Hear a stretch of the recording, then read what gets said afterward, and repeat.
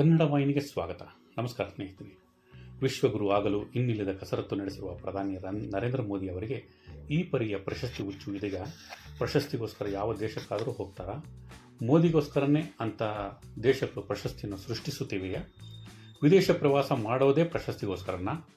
ಹೌದು, ಈ ಪ್ರಶ್ನೆಗಳನ್ನು ಕೇಳುತ್ತಿರುವುದು ಕೇವಲ ವಿರೋಧ ಪಕ್ಷಗಳು ಅಲ್ಲ, ಬದಲಾಗಿ ಜಾಗತಿಕ ಮಟ್ಟದಲ್ಲಿ ಚರ್ಚೆಯಾಗುತ್ತಿವೆ. ವಿಶೇಷ ಅಂದರೆ ವಿದೇಶಿ ಮಾಧ್ಯಮಗಳು ಮೋದಿಯವರು ಪ್ರಶಸ್ತಿಗಾಗಿ ವಿದೇಶಿ ಲಾಬಿ ಮಾಡುತ್ತಿರುವ ಬಗ್ಗೆ ಸಾಕ್ಷ್ಯಗಳನ್ನು ಮುಂದಿಟ್ಟಿವೆ. ಅಂದರೆ ನೀವು ನಂಬುತ್ತೀರಾ? ನಂಬಲು ಅಸಾಧ್ಯವಾದರೂ ನೀವು ನಂಬಲೇಬೇಕು. ಏಕೆಂದರೆ ಪ್ರಧಾನಿ ನರೇಂದ್ರ ಮೋದಿ ಭಾರತ ಎಂತಹ ಸಂಕಷ್ಟ ಸಮಯದಲ್ಲಿ ಇದ್ದಾಗಲೂ ವಿದೇಶಿ ಪ್ರವಾಸ ಕೈಗೊಂಡಿದ್ದು ನಮ್ಮೆಲ್ಲರಿಗೂ ಗೊತ್ತಿದೆ. ಕಳೆದ 12 ವರ್ಷಗಳಲ್ಲಿ ಅವರು ಸುಮಾರು 100ಕ್ಕೂ ಅಧಿಕ ವಿದೇಶಿ ಪ್ರವಾಸ ಮಾಡಿದ್ದಾರೆ. ಇವರು ಹೋದಲ್ಲೆಲ್ಲ ಆ ದೇಶಗಳು ತಮ್ಮ ದೇಶದ ಅತ್ಯುನ್ನತ ಪ್ರಶಸ್ತಿ ಅಥವಾ ಅತ್ಯುನ್ನತ ನಾಗರಿಕ ಪ್ರಶಸ್ತಿ ಎಂದು ಮೋದಿಗೆ ನೀಡಿ ಸತ್ಕರಿಸುತ್ತಿವೆ. ಸುಮಾರು 34 ದೇಶಗಳಿಗೆ ಭೇಟಿ ನೀಡಿರುವ ಮೋದಿ 32 ದೇಶಗಳಿಂದ ದೇಶದ ಅತ್ಯುನ್ನತ ನಾಗರಿಕ ಪ್ರಶಸ್ತಿ ಸ್ವೀಕರಿಸಿದ್ದಾರೆ. ಇದರಲ್ಲಿ ಈಜಿಪ್ಟ್, ಗಾನಾ, ನಮೀಬಿಯಾ, ಸಿಲ್ವೇಟಿಯಾ, ಟ್ರಿನಿಡಾಡ್ ಆ್ಯಂಡ್ ಟೊಬ್ಯಾಕೊ, ಜಗ್ಗಣರಾಜ ಸೇರಿದಂತೆ ಸಣ್ಣ ಪುಟ್ಟ ದೇಶಗಳು ಮಾತ್ರವಲ್ಲ, ಹೆಸರೇ ಕೇಳದ ದೇಶಗಳಿಂದಲೂ ಪ್ರಶಸ್ತಿ ಸ್ವೀಕರಿಸಿದ್ದಾರೆ. ದೇಶದಲ್ಲಿ ಮುಸ್ಲಿಮರ ವಿರುದ್ಧ ಮತ ರಾಜಕೀಯ ಮಾಡುವ ಮೋದಿ ಸಾಹೇಬರು 7 ಮುಸ್ಲಿಂ ರಾಷ್ಟ್ರಗಳಿಂದಲೂ ಪ್ರಶಸ್ತಿ ಸ್ವೀಕರಿಸಿದ್ದಾರೆ ಎಂದರೆ ನೀವು ನಂಬಲೇಬೇಕು. ದುರಂತ ಅಂದರೆ ಈ ಅತ್ಯುನ್ನತ ನಾಗರಿಕ ಅಥವಾ ಆ ದೇಶದ ಅತ್ಯುನ್ನತ ಪ್ರಶಸ್ತಿ ಎಂದು ಹೇಳುವ ಪ್ರಶಸ್ತಿಗಳು ಸ್ವೀಕರಿಸಿದ ಏಕೈಕ ವ್ಯಕ್ತಿ ಅಂದರೆ ನಿಮ್ಮೆಲ್ಲರ ಪ್ರಧಾನಿ ನರೇಂದ್ರ ಮೋದಿ. ಹೌದು, ಇದನ್ನು ನೀವು ನಂಬಲೇಬೇಕು. ಅಮೆರಿಕ ಅಧ್ಯಕ್ಷ ಡೊನಾಲ್ಡ್ ಟ್ರಂಪ್ 16 ಬಾರಿ ಯುದ್ಧ ನಿಲ್ಲಿಸಿದ್ದೇನೆ, ನನಗೆ ನೊಬೆಲ್ ಶಾಂತಿ ಪುರಸ್ಕಾರ ಬೇಕು ಎಂದು ಹಠ ಹಿಡಿದಿದ್ದು ನಿಮಗೆಲ್ಲ ಗೊತ್ತಿರಬೇಕು. ಆದರೆ ನಮ್ಮ ಪ್ರಧಾನಿ ನೊಬೆಲ್ ಪ್ರಶಸ್ತಿ ಪಡೆಯುವಂತಹ ಯಾವ ಪುಣ್ಯ ಕೆಲಸ ಮಾಡದೇ ಇದ್ದರೂ ಸಣ್ಣ ಪುಟ್ಟ ದೇಶಗಳಿಗೆ ನಿಮ್ಮ ದೇಶಕ್ಕೆ ಬರಬೇಕಾದರೆ ಯಾವುದಾದ್ರೂ ಪ್ರಶಸ್ತಿ ನೀಡಿ ಗೌರವಿಸಬೇಕು ಎಂದು ಷರತ್ತು ಮುಂದಿಡುತ್ತಿದ್ದಾರಂತೆ. ಈ ಬಗ್ಗೆ ಸ್ವತಃ ಸ್ಪಷ್ಟನೆ ಕೇಳೋಣ ಅಂದರೆ ಪ್ರಧಾನಿ ಪತ್ರಿಕಾಗೋಷ್ಠಿಯನ್ನೇ ಕರೆಯೋದೇ ಇಲ್ಲವಲ್ಲ. ಮೋದಿ ಅವರ ಪ್ರಶಸ್ತಿ ಗಿಮಿಕ್ ಈಗ ಅಂತಾರಾಷ್ಟ್ರೀಯ ಮಟ್ಟದಲ್ಲಿ ಚರ್ಚೆಯಾಗುತ್ತಿವೆ. ಅದರಲ್ಲೂ ದಿ ಗಾರ್ಡಿಯನ್ ಎಂಬ ಪತ್ರಿಕೆ ಈ ಬಗ್ಗೆ ವಿಶೇಷ ವರದಿಯನ್ನೇ ಪ್ರಕಟಿಸಿ ದಾಖಲೆಗಳನ್ನು ಬಿಡುಗಡೆ ಮಾಡಿದೆ. ಮೋದಿ ಅವರ ವಿದೇಶಾಂಗ ನೀತಿ ಮತ್ತು ಜಾಗತಿಕ ರಾಜತಾಂತ್ರಿಕತೆಯಲ್ಲಿ ಈ ಪ್ರಶಸ್ತಿಗಳು ಮಹತ್ವದ ಪಾತ್ರ ವಹಿಸುತ್ತಿವೆ ಎಂದು ವಿಶ್ಲೇಷಿಸಲಾಗುತ್ತಿದೆ. ಆದರೆ ಮೋದಿ ಅವರಿಗಾಗಿ ಸೃಷ್ಟಿಸಲಾಗುತ್ತಿರುವ ಜಾಗತಿಕ ಪ್ರಶಸ್ತಿಗಳ ಬಗ್ಗೆಯೂ ಅನುಮಾನಗಳು ಎದ್ದಿದ್ದು, ಮೋದಿ ಅವರ ನಿರಂತರ ವಿದೇಶಿ ಪ್ರವಾಸಗಳ ಸಂದರ್ಭದಲ್ಲಿ ಅವರಿಗೆ ಲಭಿಸುತ್ತಿರುವ ಸಾಲು ಅಂತಾರಾಷ್ಟ್ರೀಯ ಪ್ರಶಸ್ತಿಗಳ ಹಿಂದೆ ದೊಡ್ಡ ಲಾಬಿಯೇ ಇದೆ ಎಂದು ವಿಶ್ಲೇಷಿಸಲಾಗುತ್ತಿದೆ. ಮೋದಿಗಾಗಿ ಪ್ರಶಸ್ತಿ ಸೃಷ್ಟಿಸಲಾಗುತ್ತಿದೆಯಾ ಅಂತ ಕೇಳಿದರೆ ಹೌದು ಅಂತಲೇ ಹೇಳಬಹುದು. ಏಕೆಂದರೆ ಪ್ರಧಾನಿ ನರೇಂದ್ರ ಮೋದಿ ಇತ್ತೀಚೆಗೆ ಸೆಷಲ್ಸ್ ದೇಶಕ್ಕೆ ಪ್ರವಾಸ ಕೈಗೊಂಡಿದ್ದರು. ಅವರು ಸೆಷಲ್ಸ್ಗೆ ಬಂದಿಳಿದಾಗ ಅಲ್ಲಿನ ಅತ್ಯುನ್ನತ ಗಾರ್ಡಿಯನ್ ಆಫ್ ದಿ ಬ್ಲೂ ಹಾರಿಝನ್ ಪ್ರಶಸ್ತಿಯನ್ನು ನೀಡಿ ಗೌರವಿಸಲಾಯಿತು. ಪರಿಸರ ಸಂರಕ್ಷಣೆ ಮತ್ತು ಸಣ್ಣ ದ್ವೀಪಗಳ ಅಭಿವೃದ್ಧಿಶೀಲ ರಾಷ್ಟ್ರಗಳ ಆಕಾಂಕ್ಷೆಗಳನ್ನು ಮುನ್ನಡೆಸುವ ದೃಢ ಬದ್ಧತೆಗಾಗಿ ಮೋದಿ ಅವರಿಗೆ ಈ ಪ್ರಶಸ್ತಿ ನೀಡಲಾಗಿದೆ. ಸೆಷಲ್ಸ್ ಅಧ್ಯಕ್ಷ ಪ್ಯಾಟ್ರಿಕ್ ಹರ್ಮಿನಿ ಅವರು ಮೋದಿ ಅವರನ್ನು ಈ ಪ್ರಶಸ್ತಿ ನೀಡಿ ಗೌರವಿಸಿದರು. ಈ ಪ್ರಶಸ್ತಿಯನ್ನು ಪ್ರಧಾನಿ ಪರಿಸರ ಸಂರಕ್ಷಣೆಗಾಗಿ ಹೋರಾಡುತ್ತಿರುವ ಜಗತ್ತಿನ ಎಲ್ಲ ದೇಶಗಳಿಗೆ ಸಮರ್ಪಿಸಿದ್ದಾರೆ. ಆದರೆ ಮೋದಿ ಅವರಿಗಾಗಿ ತರಾತುರಿಯಲ್ಲಿ ನೀಡಿದ ಪ್ರಶಸ್ತಿ ಇದಾಗಿದ್ದು, ಈ ಪ್ರಶಸ್ತಿಯಲ್ಲಿ ಕೆಲವು ವಿಷಯಗಳು ಸರಿಯಾಗಿಲ್ಲ ಎಂಬ ಆರೋಪಗಳು ಕೇಳಿಬರುತ್ತಿದೆ. ಈ ಪ್ರಶಸ್ತಿಯನ್ನು ಮೋದಿ ಭೇಟಿ ನೀಡುವ 4 ದಿನಗಳ ಹಿಂದೆಯಷ್ಟೇ ಪ್ರಕಟಿಸಲಾಗಿತ್ತು.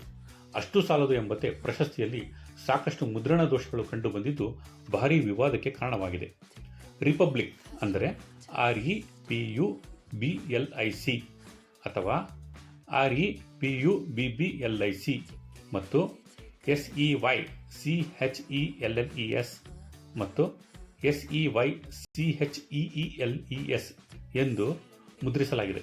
ವಿಶೇಷ ಅಂದರೆ ಸಾಫ್ಟ್ವೇರ್ ಮೂಲಕ ಈ ಪ್ರಶಸ್ತಿ ಪತ್ರದ ಬಗ್ಗೆ ತಪಾಸಣೆ ನಡೆಸಿದಾಗ ಈ ಪ್ರಮಾಣ ಪತ್ರವನ್ನು AI ಮೂಲಕ ಸಿದ್ಧಪಡಿಸಲಾಗಿದೆ ಎಂದು ತಿಳಿದುಬಂದಿದೆ.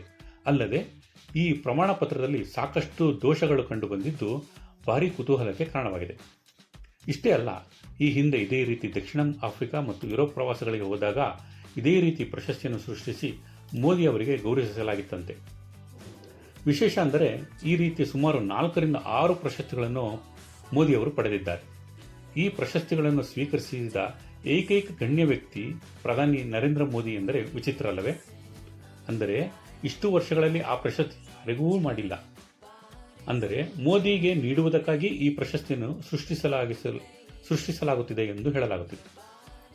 ಕಳೆದ ತಿಂಗಳಲ್ಲಿ ಮೋದಿ ಇಸ್ರೇಲ್ಗೆ ಭೇಟಿ ನೀಡುವ ಕೆಲವೇ ದಿನಗಳ ಮೊದಲು ಇಸ್ರೇಲ್ ಸಂಸತ್ತು ತನ್ನ ದೇಶದ ಅತ್ಯುನ್ನತ ಗೌರವಗಳಲ್ಲೊಂದಾದ ಎಂದು ಹೇಳಲಾದ ಮೆಡಲ್ ಆಫ್ ದಿ ನೆಸ್ಲೆಟ್ ಅನ್ನು ತುರ್ತಾಗಿ ಸೃಷ್ಟಿಸಿತು. ಮೋದಿ ಅವರು ಅಲ್ಲಿಗೆ ಬಂದಿಳಿದಾಗ ಅದನ್ನು ಪ್ರದಾನ ಮಾಡಲಾಯಿತು. ಸೆಷಲ್ಸ್ ರೀತಿಯಲ್ಲೇ ಈ ಪ್ರಶಸ್ತಿ ಪಡೆದ ಏಕೈಕ ವ್ಯಕ್ತಿ ಮೋದಿಯಾಗಿದ್ದಾರೆ. 2019ರಲ್ಲಿ ಪ್ರಧಾನಿ ನರೇಂದ್ರ ಮೋದಿ ಅವರಿಗೆ ನೀಡಲಾದ ಅಮೆರಿಕನ್ ಫಿಲಿಪ್ ಕೋಟ್ಲರ್ ಅಧ್ಯಕ್ಷೀಯ ಪ್ರಶಸ್ತಿ ಕುರಿತು ವಿವಾದ ಭುಗಿಲೆದ್ದಿತ್ತು. ಅಮೆರಿಕದ ನಾರ್ತ್ ವೆಸ್ಟರ್ನ್ ಯೂನಿವರ್ಸಿಟಿಯ ಕೆಲ್ಲಾಗ್ ಸ್ಕೂಲ್ ಆಫ್ ಮ್ಯಾನೇಜ್ಮೆಂಟ್ನಲ್ಲಿ ಮಾರ್ಕೆಟಿಂಗ್ ಪ್ರಾಧ್ಯಾಪಕರಾಗಿರುವ ಫಿಲಿಪ್ ಕೋಟ್ಲರ್ ಹೆಸರಿನಲ್ಲಿ ಈ ಪ್ರಶಸ್ತಿ ನೀಡಲಾಗುತ್ತದೆ. ಕೋಟ್ಲರ್ ಅವರೇ ಈ ಪ್ರಶಸ್ತಿಯನ್ನು ಸ್ಥಾಪಿಸಿದ್ದಾರೆ. ಆದರೆ ಈ ಗೌರವವನ್ನು ಪ್ರತಿ ವರ್ಷ ನೀಡಬೇಕಾಗಿತ್ತು. ಆದರೆ ಈವರೆಗೂ ಈ ಪ್ರಶಸ್ತಿಯನ್ನು ಯಾರಿಗೂ ನೀಡಿಲ್ಲ.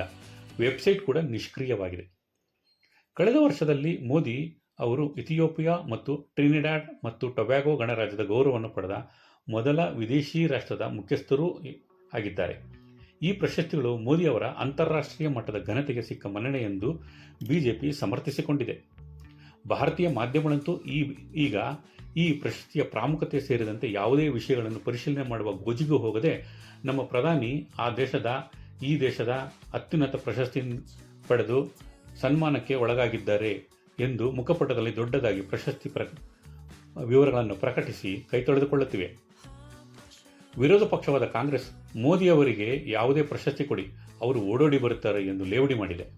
ಅವರು ಅಷ್ಟೊಂದು ತರಾತುರಿಯಲ್ಲಿದ್ದಾರೆಂದರೆ ಸೆಷಲ್ಸ್ ಗಣರಾಜ್ಯದ ಅಧಿಕೃತ ಹೆಸರನ್ನೇ ತಪ್ಪಾಗಿ ಬರೆದಿದ್ದಾರೆ ಎಂದು ಕಾಂಗ್ರೆಸ್ ಸಾಮಾಜಿಕ ಜಾಲತಾಣ ವಿಭಾಗದ ಮುಖ್ಯಸ್ಥೆ ಸುಪ್ರಿಯಾ ಶ್ರೀನಾಥೆ ಟೀಕಿಸಿದ್ದಾರೆ. ಇದಕ್ಕೆ ತಿರುಗೇಟು ನೀಡಿರುವ ಬಿಜೆಪಿ ಪ್ರಧಾನಿ ಮೋದಿ ಅವರ ಹಸಿರು ನಾಯಕತ್ವಕ್ಕಾಗಿ ಈ ಪ್ರಶಸ್ತಿ ಲಭಿಸಿರುವುದು ಭಾರತಕ್ಕೆ ಹೆಮ್ಮೆಯ ಕ್ಷಣ ಎಂದು ಸಮರ್ಥಿಸಿಕೊಂಡಿದೆ. ಸೆಷಲ್ಸ್ ವಿದೇಶಾಂಗ ಸಚಿವಾಲಯವೂ ಸಹ ಸ್ಪಷ್ಟನೆ ನೀಡಿದ್ದು, ಆಕಸ್ಮಿಕವಾಗಿ ಕರಡು ಪ್ರತಿಯಲ್ಲಿ ತಪ್ಪಾಗಿ ಮುದ್ರಣವಾಗಿದೆ, ಬಳಿಕ ಸರಿಯಾದ ಪ್ರಮಾಣ ಪತ್ರವನ್ನು ನೀಡಲಾಗಿದೆ ಎಂದು ಸಮರ್ಥಿಸಿಕೊಂಡಿದೆ. ಗಾರ್ಡಿಯನ್ ಆಫ್ ದಿ ಬ್ಲೂ ಹಾರಿಝನ್ ಪ್ರಶಸ್ತಿ ಅಧಿಕೃತ ಗೌರವ ಎಂದು ಹೇಳಿಕೊಂಡಿದೆ. ಮೋದಿ ತಮ್ಮ 12 ವರ್ಷಗಳ ಅಧಿಕಾರಾವಧಿಯಲ್ಲಿ ದೇಶ ಮತ್ತು ವಿದೇಶಗಳ ಪ್ರಶಸ್ತಿಗಳನ್ನು ತೋರುವ ಆಸಕ್ತಿ ದೇಶದ ಜನರ ಬಗ್ಗೆ ತೋರಿಸುತ್ತಿಲ್ಲ ಎಂದು ವಿಪಕ್ಷಗಳು ಲೇವಡಿ ಮಾಡಿವೆ.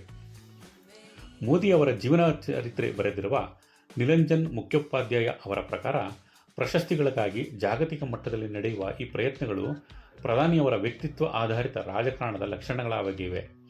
ಈ ಪ್ರಶಸ್ತಿಗಳನ್ನು ಸ್ವೀಕರಿಸುವ ಹಿಂದಿನ ಉದ್ದೇಶವೆಂದರೆ ಜಗತ್ತಿನಲ್ಲಿ ಭಾರತದ ಹೆಚ್ಚಿಸುತ್ತಿರುವ ವರ್ಚಸ್ಸಿಗೆ ಮೋದಿಯವರ ವ್ಯಕ್ತಿತ್ವವೇ ಕಾರಣ ಆಗಿದೆ ಎಂದು ಹೇಳಿಕೊಂಡಿದ್ದಾರೆ.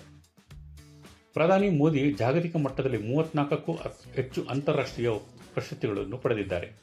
ಕೇವಲ ಆಫ್ರಿಕನ್ ರಾಷ್ಟ್ರಗಳಲ್ಲದೆ ಐರೋಪ್ಯ ಮತ್ತು ಪಶ್ಚಿಮ ಏಷ್ಯಾದ ದೇಶಗಳು ಸಹ ಮೋದಿ ಅವರಿಗೆ ಗೌರವಗಳನ್ನು ನೀಡಿವೆ. ಇಸ್ರೇಲ್ನ ಸಂಸತ್ನ ಅತ್ಯುನ್ನತ ಮನ್ನಣೆಯಾದ Speaker of the Knesset Medal, ಸ್ವೀಡನ್ನ Order of the Polar Star, ನಾರ್ವೆಯ ನಾರ್ವೇಜಿಯನ್ ಆರ್ಡರ್ ಆಫ್ ಮೆರಿಟ್ ಹಾಗೂ ಸ್ಲೋವೇಕಿಯಾದ Order of the White Double Cross ಪ್ರಶಸ್ತಿಗಳು ಇದರಲ್ಲಿ ಸೇರಿವೆ. ಇದು ಜಾಗತಿಕ ಮಟ್ಟದಲ್ಲಿ ಭಾರತದ ರಾಜತಾಂತ್ರಿಕ ಪ್ರಭಾವ ವಿಸ್ತರಿಸುವುದಕ್ಕೆ ಸಾಕ್ಷಿ ಎಂದು ವರದಿ ಉಲ್ಲೇಖಿಸಿದೆ. ಇದೀಗ ಮೋದಿ ಪಡೆದ ಪ್ರಶಸ್ತಿ ವಿವಾದಗಳ ನಿಜವಾದ ಪ್ರಶಸ್ತಿಗಳ ಮೇಲೆ ಅನುಮಾನ ಉಂಟುಮಾಡಿದೆ. ಹಾಗಂತ ಪ್ರಶಸ್ತಿಗಾಗಿ ಲಾಬಿ ಮಾಡುವುದು ನಮ್ಮ ಭಾರತೀಯ ರಕ್ತದಲ್ಲೇ ಬಂದಿದೆ. ಸಣ್ಣ ಪುಟ್ಟ ಕೆಂಪೇಗೌಡ ರಾಜ್ಯೋತ್ಸವ ಪ್ರಶಸ್ತಿಯಿಂದ ಹಿಡಿದು ಪದ್ಮಶ್ರೀ, ಫಿಲ್ಮ್ಫೇರ್ ಪ್ರಶಸ್ತಿಯವರೆಗೂ ಎಲ್ಲೆಡೆ ಲಾಬಿ ನಡೆಯುತ್ತಲೇ ಬಂದಿದೆ. ಅದರಲ್ಲೂ ಗಣ್ಯರು ಎಂದು ಹೇಳಿಕೊಳ್ಳುವ ವ್ಯಕ್ತಿಗಳೇ ಪ್ರಶಸ್ತಿಗಳ ಹಿಂದೆ ಹೋಗುತ್ತಿರುವುದು ವಿಪರ್ಯಾಸವೇ ಸರಿ. ಈ ವಿಡಿಯೋ ಇಷ್ಟ ಆಗಿದರೆ ಲೈಕ್ ಮಾಡಿ, ಹೆಚ್ಚಿನ ವಿಡಿಯೋಗಾಗಿ ಸಬ್ಸ್ಕ್ರೈಬ್ ಮಾಡಿ. ಧನ್ಯವಾದಗಳು.